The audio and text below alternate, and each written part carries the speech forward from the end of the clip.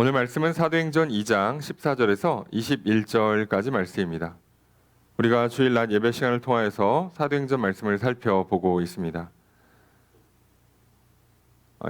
예수님이 승천하시면서 제자들에게 아버지께서 약속하신 것을 받을 것이니 예루살렘을 떠나지 말고 기다리고 있으라라고 명령하셨어요.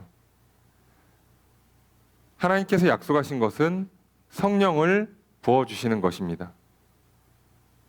그러니까 성령을 부어주겠다는 약속을 했으니 믿고 예루살렘에서 기다리고 있어라 라는 명령에 순종하라는 뜻이에요. 그래서 제자들은 그 약속을 믿고 명령에 순종해서 예루살렘을 떠나지 않고 마가의 다락방에 모여 있었습니다. 근데 그들은 가만히 모여서 기다리고 있었던 게 아니라 오직 기도에 힘쓰면서 늘 성경 말씀을 읽으면서 기다리고 있었어요. 그리고 오순절 날이 돼서 성령이 임합니다. 그 날을 정하시는 것도 하나님이시고 장소를 정하시는 것도 하나님이세요. 만약에 저들에게 그냥 기다리고 있으라라고 했으면 흩어져서 기다렸을 거고요. 아마 높은 확률로 갈릴리에 가서 기다리고 있었을 겁니다. 자기들의 연고지도 아니고 유대인들의 위협이 있는 위험한 곳에 굳이 기다리고 있을 필요가 없었죠. 하나님께서 때와 시간을, 장소를 정하십니다. 자, 그것을 통해서 이들은 하나님께서 지금 성령을 부어서 하나님과 화목하게 되고 하나님께서 주시는 능력을 받아서 하나님의 일, 그래서 내 안에 교회를 세우고 우리 안에 교회를 세우는 넓은 의미에서 하나님의 나라를 이루어가는 놀라운 역사를 이제 보게 됩니다. 그 기록이 사도행전이죠. 그리고 그들이 성령을 받았을 때 하나님께서는 특별하게 그들에게 눈에 띄는 역사를 하나 나타내셨어요. 그게 방언, 다시 말하면 순수 외국어를 말할 수 있는 능력을 주셨습니다. 그래서 그들이 유월절 절기를 시작으로 해서 오순절 절기까지 지키기 위해서 많은 유대인들이 예루살렘으로 모였고요. 그리고 주변에 흩어져 있던 유대인들, 보통 디아스포라라 부르죠. 흩어져 있던 유대인들이 예루살렘에 와서 절기를 지킵니다. 자, 이들에게 모여서 성령 받으면 아무도 몰라요. 나만 알지 남은 알 방법이 없습니다. 좀 기도 좀 크게 하나 보다 그랬겠지. 소리 지르면서 기도하나 보지 하는데 지금 하나님께서 성령을 부으시는 역사는 이 믿는 자들에게 구원의 확신을 주시고 확증을 얻게 하는 것에서 끝이려고 하시는 게 아니에요. 이걸 지금 전하셔야 되는데 지금 이들에게 전하려면 몇 가지 좀 문제가 있습니다. 하나는 유대 지도자들과 로마로부터 지금 예수님이 죽기까지 했기 때문에 예수님을 죽였던 죄목이 로마의 반역이에요. 그러니까 반역의 무리들로 지금 싸잡아서 감옥에 갈 수 있기에 이들은 활동하는 게 상당히 좀 위험합니다. 그리고 무섭죠. 그래서 이들에게는 용기가 필요해요. 담대함이 필요합니다. 또 이들에게는 대부분이 갈릴리 출신들이 많아요. 최소 3분의 2는 갈릴리 출신이에요.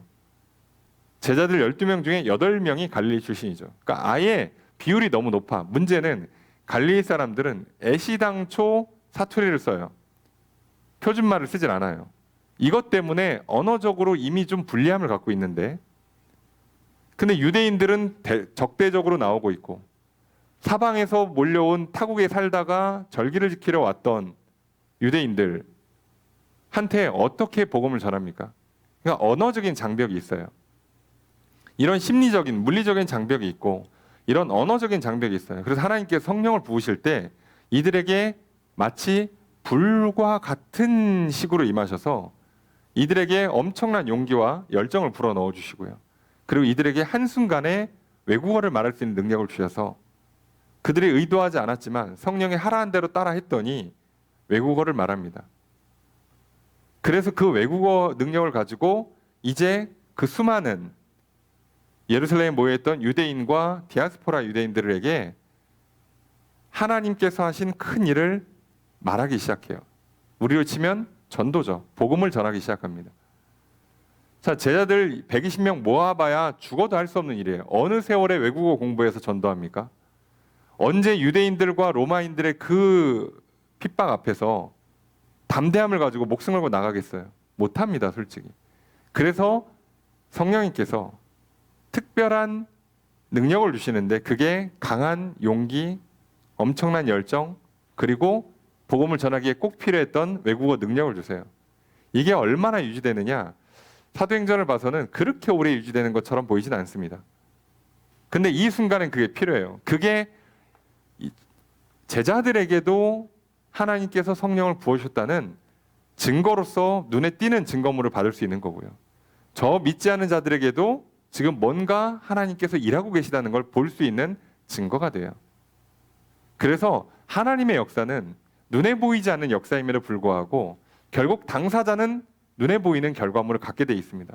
내 생각이 변하고 마음이 바뀌고 말이 바뀌고 행동이 바뀌고 삶이 바뀌고 없던 생각이 또 없던 소망이 생기고 갑자기 열정이 생기고 용기가 생기고 또 각양 은사들 때문에 능력이 생기니까 눈에 보이는 결과물을 갖게 돼요.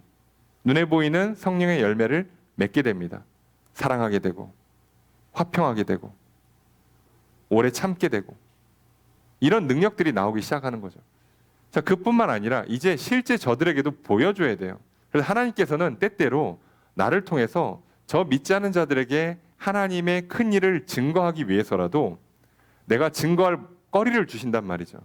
나의 개인적인 변화뿐만 아니라 삶의 눈에 띄는 증거물들을 허락해 주세요.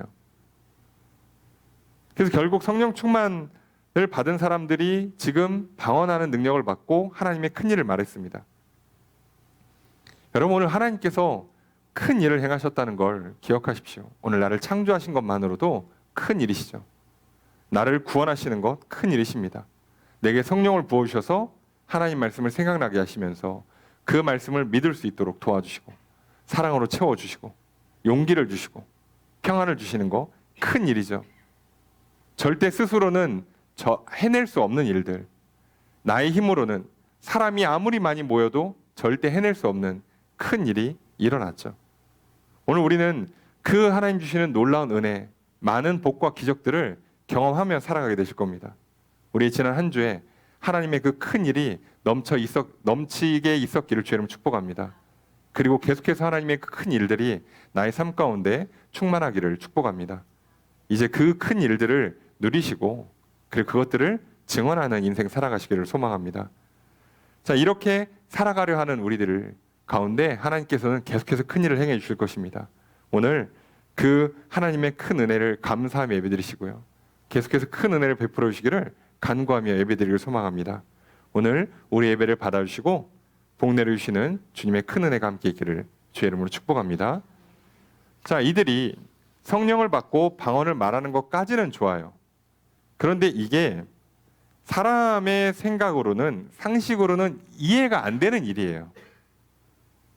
갑자기 사람들이 목숨 걸고 나와서 소리 지르기 시작한다. 쉽지 않은 일이죠.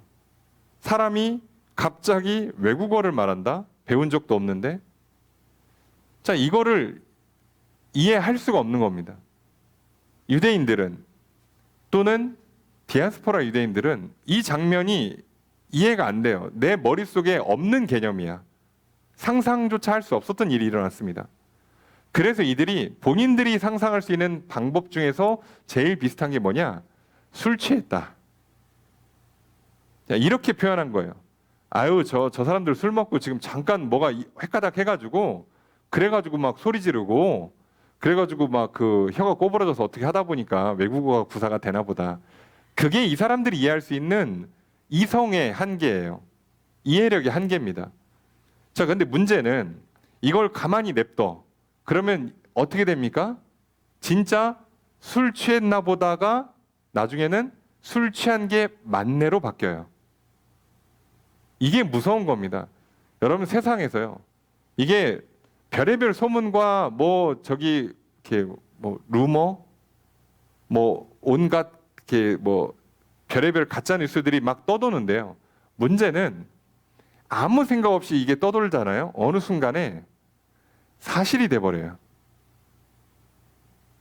사람들은 이해할 수 있는 방식으로 받아들이거든. 이게 소문이 돌면서 자꾸 뭐가 바뀌잖아요. 조금씩 바뀌는데 어느 순간에 이해가 되는 범주로 내려와요. 그러면 맞다 이렇게 받아들이는 거예요. 도무지 이해가 안 되는 건 안 받죠, 잘. 근데 그걸 조금씩 바꿉니다.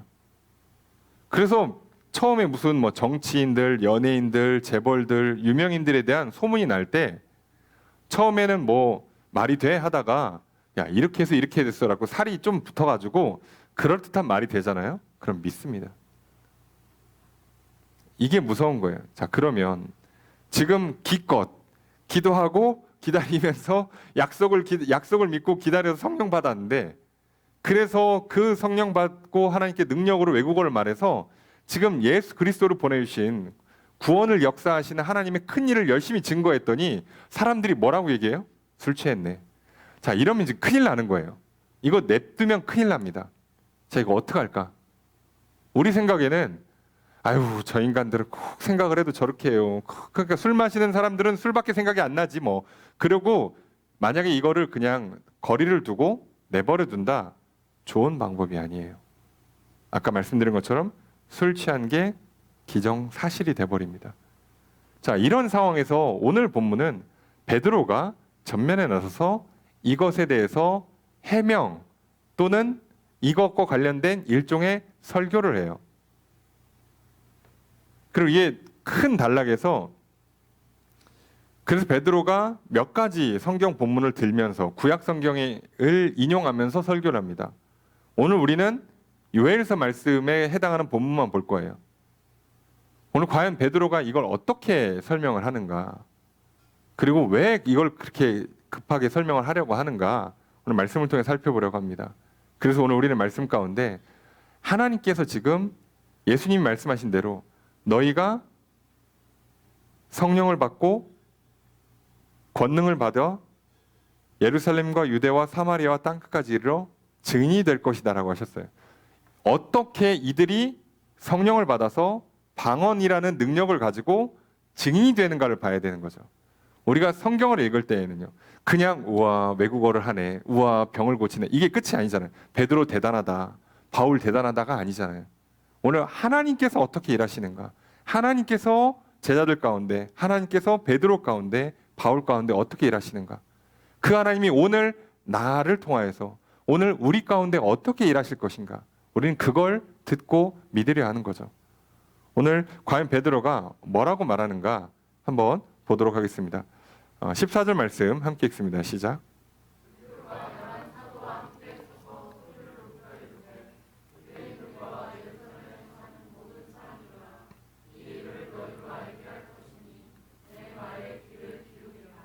자, 베드로가 11사도와 함께 서서 12사도가 다 섰어요. 자, 마띠아까지 보선을 했으니까 12사도가 쫙 섰는데 베드로가 맨 앞에 서서 얘기를 합니다.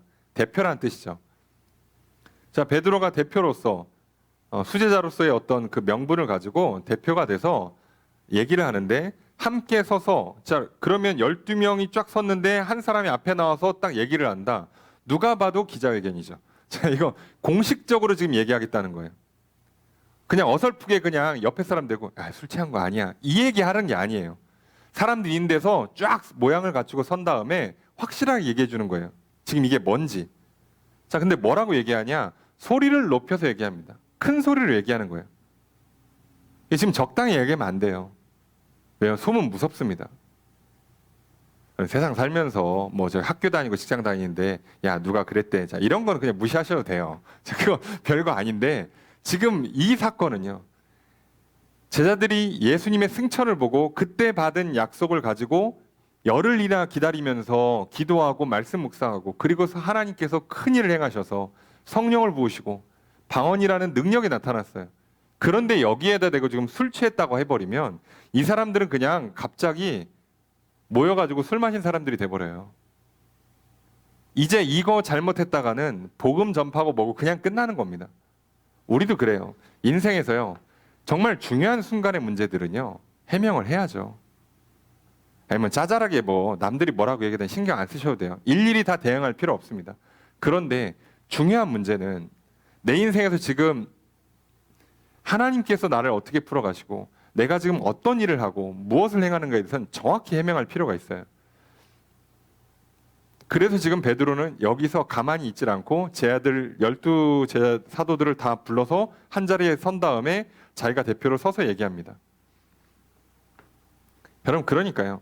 여러분, 적극적으로 중요한 문제일수록 적극적으로 해명하지 않으면 오해가 생기고 더 큰 문제가 생기니까. 그렇다면 오늘 우리가 증인이 되는 건, 증인으로 사는 건요, 어떤 의미에서는요, 이게 운명인 거예요. 오늘 내가 변했어. 오늘 내 안에 성령이 임하고 생각이 바뀌었어요.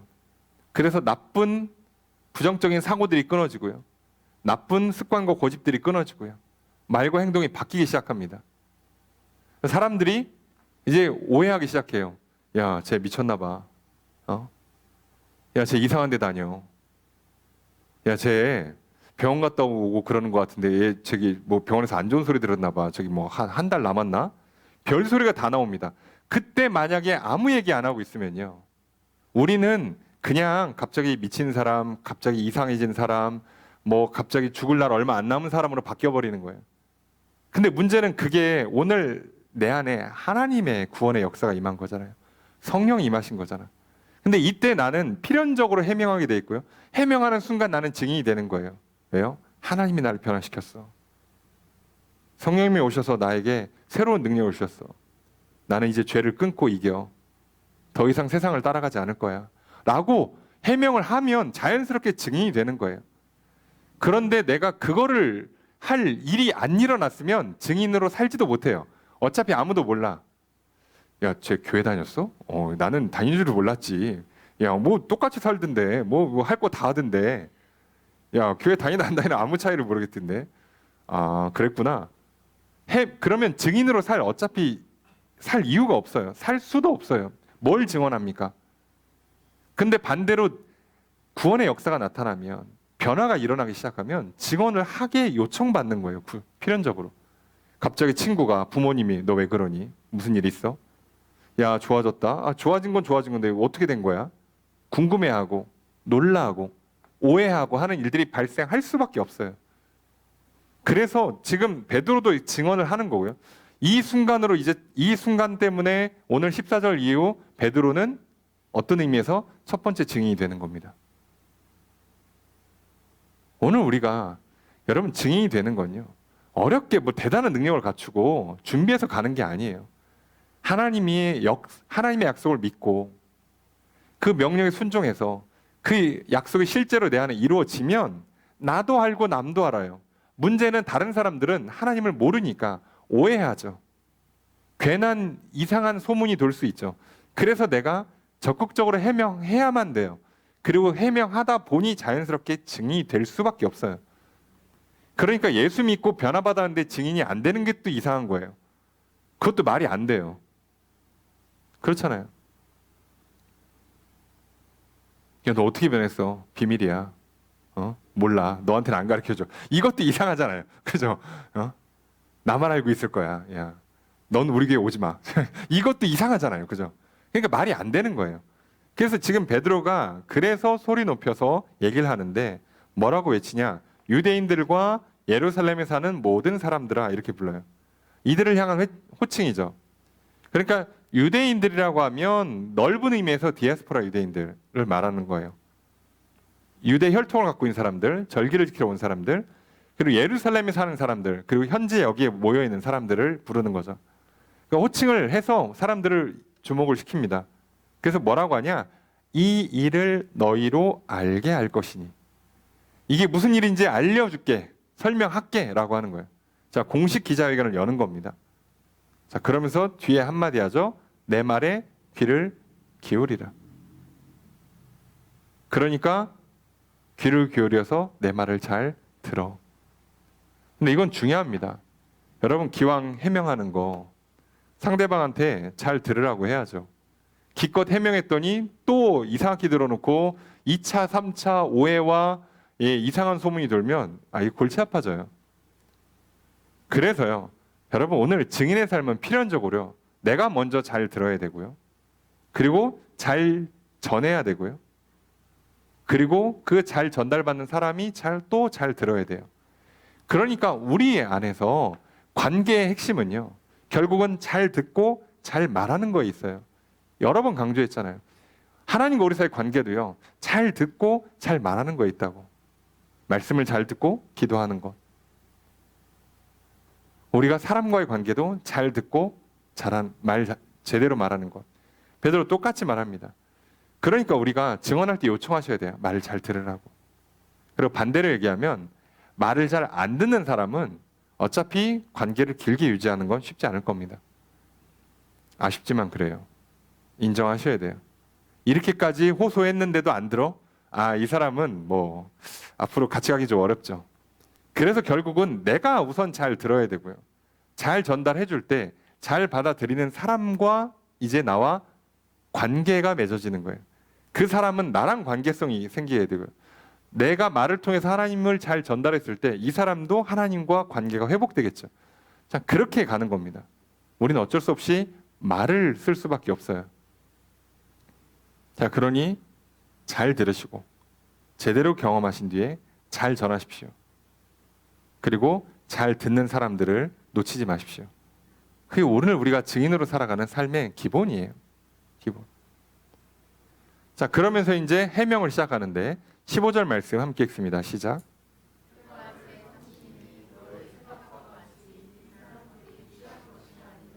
때가 제 3시라고 되어 있어요. 오늘날로 치면 9시입니다. 오전 9시. 오전 9시예요. 너희들이 지금 너희들이 오해하는 것처럼 이 사람들이 술 취한 거 아니다. 여러분 아무리 술을 마시는 사람도요, 아침부터 술은 잘 안 마셔요. 현실적으로. 예나 지금이나 아침 9시부터 취할 정도로 마시는 건 그 보통의 일상적인 경우가 아니에요. 그리고 지금 6월절부터 오순절까지 절기를 지키고 있다고 그랬죠. 이 절기 기간은 기본적으로 오전 10시까지는 금식하는 경우가 많고요. 금식 안 하더라도 최소 절식입니다. 그러면 당연히 술 안 마셔요. 이들이 아무리 그 문화가 식사 때 음료로 포도주를 마신다 해도요, 그러니까 아침에는 그 포도주가 안 올라오는 거예요. 아침 식탁에는 애시당초 안 마셔요. 그러니까 이거는 물리적으로도 불가능해요. 그럴 리가 없어요. 그런데 오죽했으면 아침 9시부터 지금 이 사람들 술 취했다고 오해를 하겠냐고. 사람들 이해가 안 되니까. 여러분 우리도요, 이렇게 비논리적인 비상식적인 생각을 할 수가 있고요, 그걸 듣고도 믿는 수가 있어요. 왜요? 도무지 안 보이고, 이게 믿음의 영역, 영적인 세계에서 일어나는 일들은요, 이 땅에서 설명이 안 되는 경우가 너무 많아요. 그러니까 이걸 자꾸 이해할 수 있는 방식으로 설명하려고 합니다. 그러니까 틀린 설명을 하는데 그걸 자꾸 받아들이는 거예요. 여러분 우리도요, 인생 살면서 멀리 갈 것도 없이 건강 문제만 놓고 보면요, 아직도 인간의 그 몸에서 일어나는 반응들을요 다 체크할 수가 없어요. 엄청 복잡합니다. 그 몸에 막 영양분들, 우리가 단순하게 무슨 이렇게 탄수화물, 단백질, 지방 이렇게 세 개만 놓을 게 아니라요, 어마어마하게 많은 물질들이 필요해요. 사람 몸에는. 이 균형이 깨지면 안 되거든요. 그러니까 우리는 그걸 모르는데, 우리 설명이 안 되니까 내가 요즘 저기 탄수화물 좀 줄였더니 좀 이렇게 컨디션이 좋아졌어. 이렇게 말하기가 어렵습니다. 이게 어떤 변화와 어떤 문제를 일으킬지를 우리는 아직 몰라요. 그래서 항상 제일 좋은 건 골고루 먹는 겁니다. 살 빼고 싶으면 그냥 조금 먹으면 돼요. 정확히는 조금 먹는 게 아니라 내가 몸을 움직이는 만큼만 먹으면 돼요.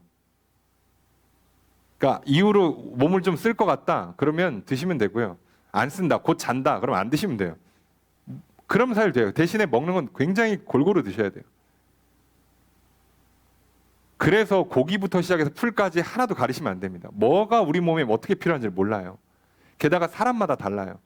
근데 우리는 이걸 모르니까 알 방법이 없죠. 그러니까 뭐라고요? 이거 먹으면 뭐가 좋대, 이렇게 하면 뭐가 된대. 이게 반은 맞고 반은 틀리는 거예요. 눈에 보이는 효과는 있지만 그 뒤에 모르는 어떤 일들이 일어나는지를 몰라요. 사람 몸에서. 사람 몸을 그렇게 함부로 평가할 수가 없어요. 의사들도 얘기하잖아요. 그 인간의 뇌의 영역은 그냥 미지의 세계라고. 어떻게 안 된대요. 알 방법이 없답니다. 그 정도로 어려워요. 그냥 단순히 우리가 그냥 이렇게 하면 뭐가 좋더라 정도로 알지만 정확한 설명이 안 돼요. 그래서 여러분 우리는요, 자꾸 내가 이해했다고 해서 이걸 안다라고 착각하는 교만을 버리셔야 됩니다. 여전히 내가 모르는 세계가 많고 다 이해할 수 없구나. 도대체 나라는 존재가 어떻게 창조됐고 지구가 어떻게 돌아갈 수 있고 우주가 어떻게 존재하는가 이해할 수 없다고 시작하는 거예요. 지금까지 이 정도는 알고 있는데 이것도 정확한 정보가 아니에요. 다 알 수가 없어요, 현실에서. 그래서 우리가 자꾸 내가 알아들을 수 있는 방식으로 하나님을 이해하려고 하는 것 자체가 큰 실수예요. 그 어려운 겁니다. 여러분, 사랑해서 결혼해서 30년, 50년 사신 분들한테 물어보세요. 배우자를 얼마만큼 이해하는가? 다 알지를 못해요. 아니, 여러분 죽기 전쯤에 내가 어떤 인간인가 한번 생각해 보세요. 내가 왜 그랬을까 하면 다 이해가 안 돼요. 이해할 수가 없다고. 우리는 이해할 수 없는 영역의 세계를 갖고 있다니까요. 처음부터 자꾸 이해하려고 하면 안 돼요. 자, 그리고 나서 성경 말씀처럼 믿으면 알게 된다고 얘기하는 게 어떤 원리인지가 뒤에 나와요. 지금 베드로가 요엘서 말씀을 들고 오기 시작합니다. 자, 이게 상식적으로 보면 하나도 안 맞아요. 그러니까 우리가 이해하는 식으로 얘기를 하면 성경 공부를 통해서 짜맞추면 여기 들어오면 안 되는 말씀이에요. 그런데 베드로는 놀랍게도 이 말씀이 그 말씀이구나라고 알아듣는 거예요. 신기하죠. 우리가 앞서 봤죠. 저기 마가 다락방에 기도하고 있을 땐 시편 말씀 몇 개 보더니 이거 가룟 유다가 배신하는 게 예언돼 있었구나. 추가로 한 명 뽑으라고 이미 다윗이 시편에 예언을 했구나. 뽑자. 그 말씀이 그 말씀인 걸 어떻게 알아요?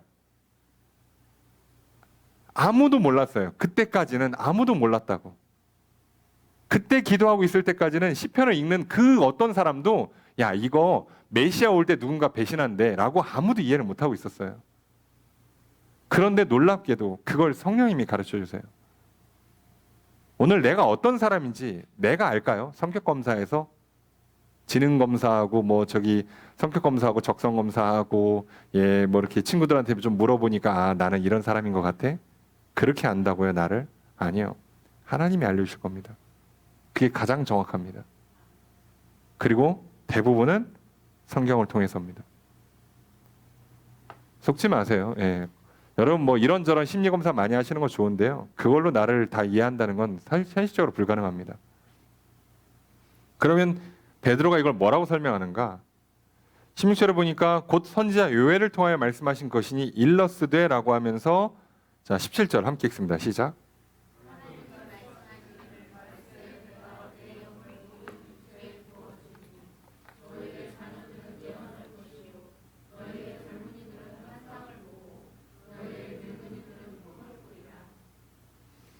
자, 우리가 워낙 잘 알고 있는 말씀이지만 그래서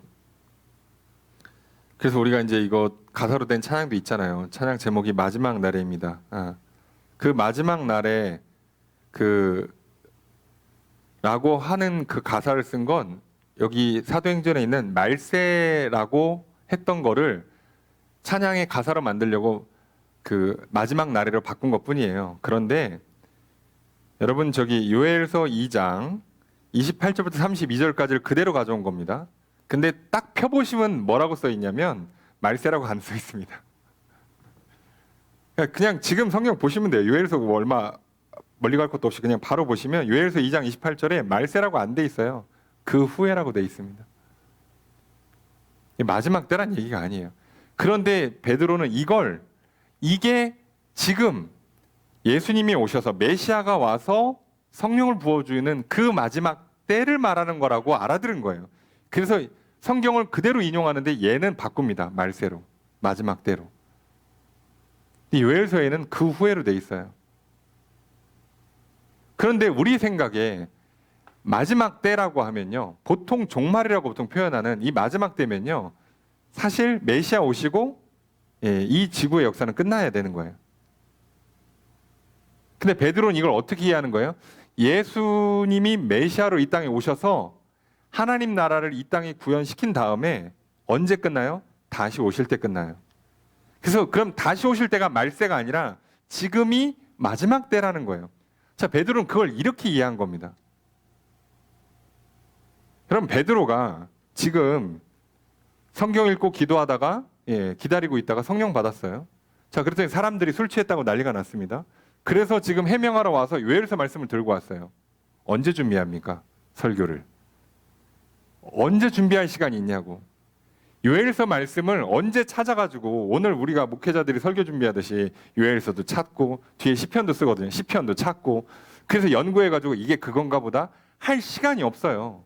베드로는 이런 걸 해본 적도 없는 사람이에요. 심지어 공부나 학자적인 삶을 살아본 적도 없어요. 아니, 바울이면 이해라도 하지. 베드로는 그냥 고기만 잡다가 예수님 제자 3년 살다가 지금 이거 하고 있는데 언제 합니까? 그런데 이 해명을 하려고 선 순간에 이 말씀이 그 말씀이라고 깨닫게 되는 건 성령님이 도와주시는 거잖아요. 그리고 알아듣는 거예요. 그 후에라는 말, 마지막에 메시아가 오는 그때에 성령이 임한다고 한 그게 예수님이 오신다는 얘기고 그게 마지막 때구나. 그리고 다시 오시면 진짜 끝나는 거구나. 여러분, 우리는 지금 말세를, 마지막 때를 2000년 동안 살고 있는 거라고요. 2000년이나 사는데 그게 어떻게 마지막 때입니까? 라고 하면 설명할 방법은 없어요. 이게 상식으로, 이성으로 설명할 수가 없죠. 우리가 마지막 때 그러면 한 달 남았다. 3개월 뒤에 운석 충돌하면 지구 끝난다고. 이 정도로 이해하겠지만 지금 그게 아니에요. 그리고 이 뒤에 나오는 것도 사실상 문자적으로는 틀려요. 지금 성령 받고 방언을 말하고 있잖아요. 그런데 요엘서 말씀에 뭐라고 되어 있습니까? 말세에 내가 내 영을, 하나님께서 자신의 영을 모든 육체에 부어주겠다. 너희 자녀들은, 모든 육체라고 했으니까 안 가리고 부어줘요. 지위 고와 민족을 안 가리겠다는 뜻이에요. 자, 그래서 너희 자녀들은 예언하고 젊은이들은 환상 보고 늙은이들은 꿈을 꾼다. 자, 예언과 환상과 꿈은 하나님께서 하나님의 말씀을 계시하는 주된 방법이에요.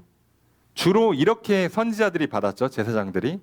또는 성경의 중요한 인물들이 이렇게 꿈을 꾸거나 환상을 보거나 예언을 전하면서, 예언은 주로 하나님 말씀이나 뜻을 전달하는 거거든요. 주로 미래일이다 보니까 예언은 자꾸 장래일을 맞추는 것처럼 이해하는데 하나님께서 말씀하신 걸 그대로 받아서 전달하는 게 예언이에요. 주로 장래일이어서 그렇지. 그리고 환상 보고 꿈을 꿉니다. 그런데 이것도 어떻게 한다고요?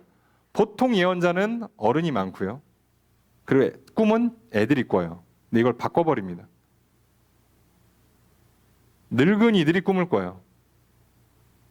그리고 자녀들이 예언을 합니다. 이게 왜 이거를 바꾸면 말이 틀어지냐면 어린애들이요. 하나님의 계시를 받으면 이해를 할까요? 그 지식 수준에서 설명을 할 수 있을까요? 그래서 보통은 예언자들을 젊은 사람을 잘 안 써요. 왜요? 못 알아들으니까. 전달할 능력이 아직 없으니까. 삶의 경험이 부족하니까. 근데 이걸 바꿉니다. 왜요? 상관없다는 얘기예요.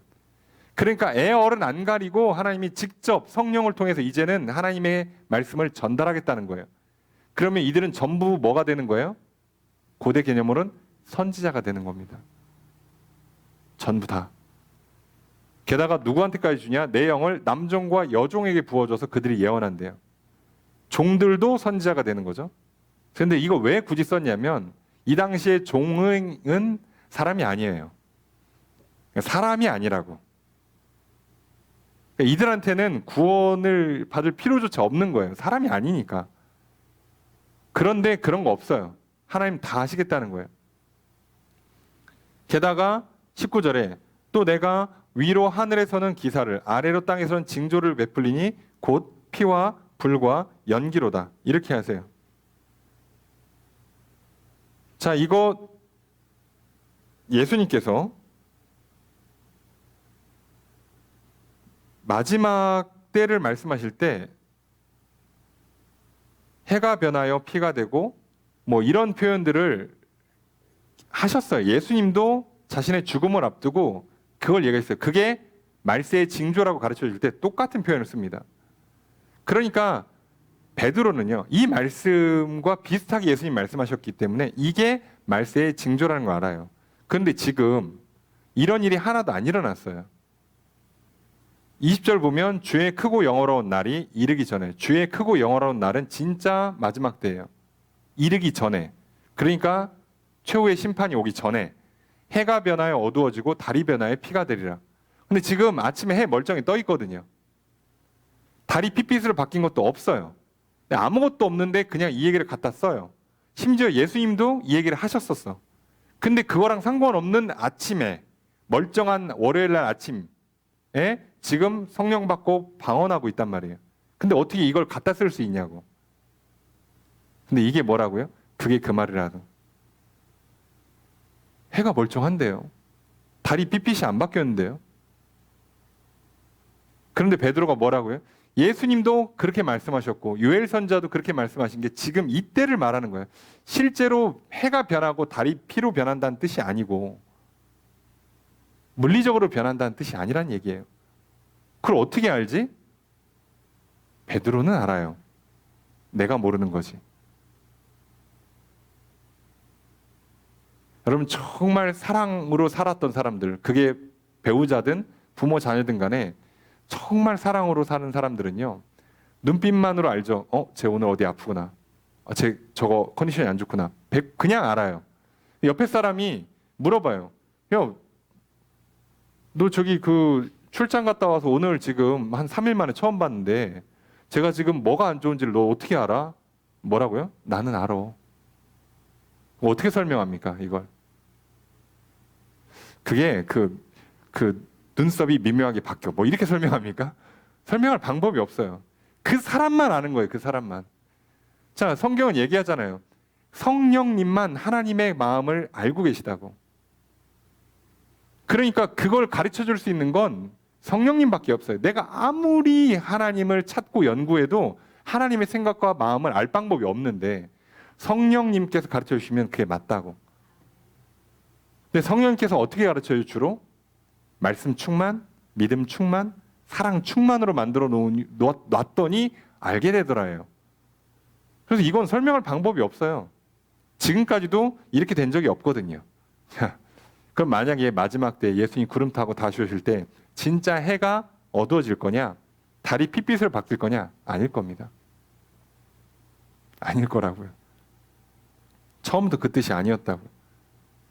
그런 소위 천지개벽할 정도의 변화가 뭐라고요? 성령이 임하는 거고 사람이 변하는 거예요. 여러분 하나님 입장에서는요, 해를 어둡게 만드는 것보다 한 영혼을 변화시키는 게 더 어렵고 중요한 문제예요. 그만큼 어렵습니다. 우리 영혼의 변화라는 건요, 안 돼요, 여러분. 세상에서도 알죠. 인류의 역사의 지혜가 뭐예요? 사람 고쳐 쓰는 거 아니다. 네, 안 바뀌어요. 그런데 그걸 누가 한다고요? 하나님께서 하십니다. 여러분 그러니까 절대 내 힘으로 배우자를, 부모를, 자녀를 바꿔보겠다, 저 생각을 뜯어 고치겠다, 저 습관을 변화시켜주겠다 하지 마세요. 안 된다고 써 있잖아. 근데 누구나 하실 수 있다고? 하나님은. 어떻게? 성령으로. 그럼 우리가 뭐 해야 됩니까? 기도해야죠. 전도해야죠. 뭘 할 건데? 불러다 놓고 막 그 뭐 당근과 채찍을 줘가면서 뭐 이랬다 저랬다 하고 막 눈물로 호소하고 막 열정적으로 막 아침부터 막 붙어가지고 막 난리를 치면 바뀔 것 같습니까? 사람 안 바뀌어요. 내 영혼의 변화는 해와 달이 변하는 것보다 더 어렵습니다. 그런데 성령이 임하시면 변합니다. 하나님을 향한 사랑에 완전히 빠지게 만들어서 변하게 만든다고요. 그래서 우리도 경험해 보시면 알잖아요. 우리가도 뭔가 어떤 그 일이나 어떤 놀이나 어떤 특정 뭐 이성 친구든 동성 친구든 친구나 연인, 배우자와 사랑에 빠지면요, 그 바뀌어요, 사람이. 문제는 잠깐 평생이 아니라는 게 문제인 거지. 바뀌어요. 바뀌긴 바뀌어요. 바뀌기 때문에 나도 사랑에 빠진 걸 알고 다른 사람도 사랑에 빠진 걸 아는데 문제는 완벽하게 바뀌질 않는다고. 그게 유지가 안 된다고요. 그래서 서로 사랑을 확인한 사람들끼리 이제 어떻게 해요? 서로 신뢰를 갖고 계속 손 붙잡고 열심히 사는 거예요. 방법이 없어요. 완전히 바뀐다는 거 기대하시면 안 돼요. 그래서 이제 우리는 이제 어떻게 하는 게 제일 좋아요? 이제 손 붙잡고 같이 기도하는 거죠. 하나님, 우리를 바꿔주십시오. 우리가 더욱 사랑하게 해주십시오. 이게 지혜잖아요. 근데 베드로는요, 그걸 어떻게 알았다고 설명할 수 없지만 이 엄청난 변화, 해와 달이 변하는 것 같은 엄청난 변화가 지금 우리 안에 일어났고, 그건 이미 예수님도 말씀하셨고 요엘도 얘기했다는 거예요. 아니 그럴 거면 처음부터 베드로가 예수님 얘기를 하면 되잖아요. 예수님 얘기해봐야 이 사람들은 못 알아들어요. 베드로는 예수님이랑 3년 같이 있었지만 저들은 같이 안 있었어요. 예수님이 무슨 얘기하는지를 어떻게 알아요? 근데 참 놀라운 건 예수님이 하신 말씀 대부분이요, 구약에 있는 말씀을 그대로 가져오는 경우가 많아요. 그러면 베드로는 성령 안에서 이제 어떻게 해요? 그 구약의 말씀을 다시 끄집어내는 거예요. 거꾸로. 예수님은 이 19절 20절 말씀을 하신 거고요. 그리고 그걸 통해서 성령님이 가르쳐 주니까 베드로는 요엘서 말씀을 통으로 끄집어내는 거예요. 그러고 나서 해야 되는 핵심 메시지는 21절에 있는 걸 아는 거죠. 함께 읽습니다. 시작.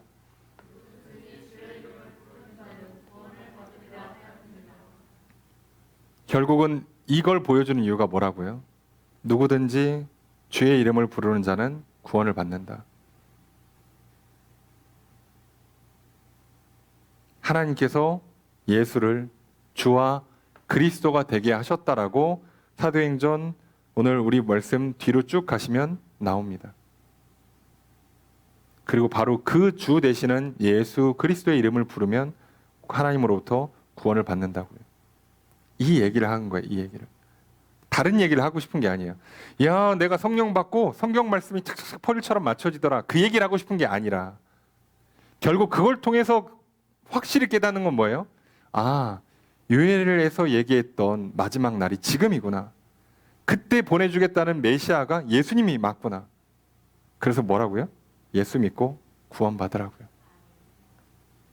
오늘 우리도요, 사랑에 빠져보고 살아보면, 내가 어떤 일에 사랑을 빠지고 어떤 사람과 사랑에 빠져보고 사랑 가운데 살아보니까 이제 뭐예요? 아, 사람은 사랑에 겨워 살아야 행복하구나. 인간은 그래야 후회 없는 인생을 사는 거구나. 그렇게 해서 사람들한테 너도 사랑에 빠져 살아야 돼. 괜히 이상한 거 하면서 인생 낭비하지 마. 라고 가르쳐야지.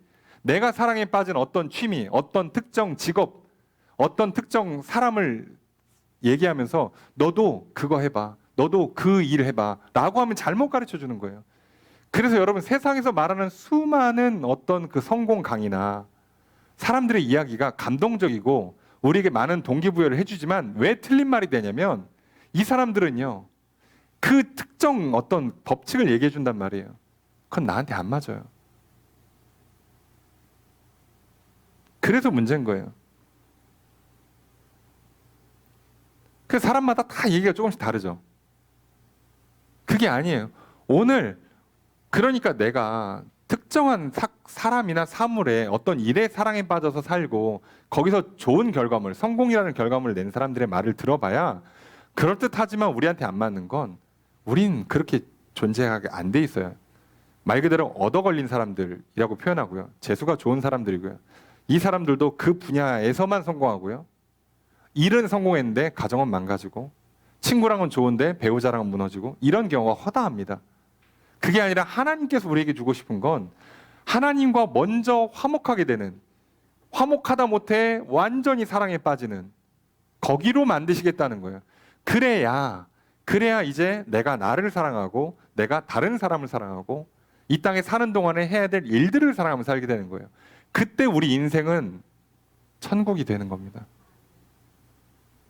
돈을 얼마를 벌어야, 재산을 얼마를 쌓아야, 어떤 외모를 갖추고 어떤 스펙을 갖춰야 행복할까요? 천국 같은 인생이 될까요?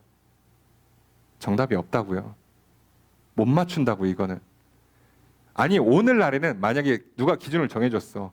그래서 재산은 한 100억이고 예, 키는 얼마고 몸무게는 얼마고 저기 뭐야 그 학벌은 어느 정도고 외모는 어느 정도다. 내가 이걸 다 갖췄다 칩시다. 10년 뒤에도 똑같을까요?